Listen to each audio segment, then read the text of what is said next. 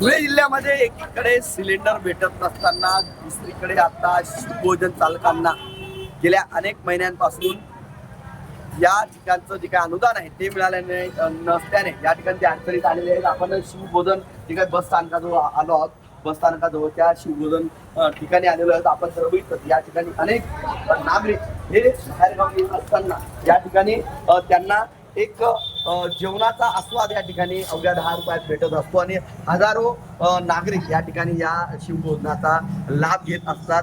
मात्र आता गेल्या काही महिन्यांपासून या शिवभोजन चालकांची मोठी आर्थिक तंगी सुरू आहे. कारण या ठिकाणी आपण जर बघितलं तर या गरीब नागरिकांना अवघ्या 10 रुपयात जरी शिवभोजन दिले जात असलं तरी अद्यापही त्यांना अनुदान भेटलेलं नाही. आपण यांच्याशी बातचीत करणार आहोत. काय सांगा नेमकी काय समस्या आहे?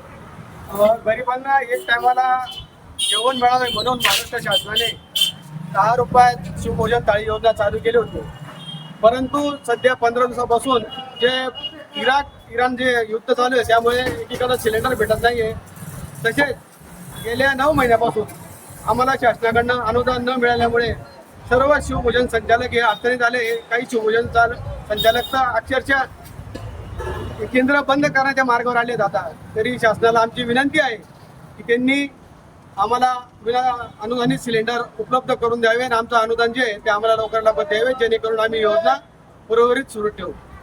नक्कीच एकीकडे सिलेंडरचा तुटवडा तर दुसरीकडे जिल्ह्यात असलेल्या सर्व शिवभोजन चालकांची तब्बल 9 महिन्यापासून थकबाकी असल्याने ते सर्व देयके द्यावीत अशी मागणी या ठिकाणी शिवभोजन चालकांनी केलेली आहे.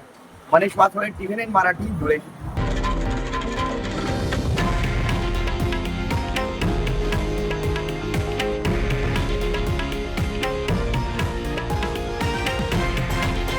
हे आहे देशातील नंबर 1 न्यूज नेटवर्क आणि आपण पाहत आहात TV9 मराठी, एकमेव.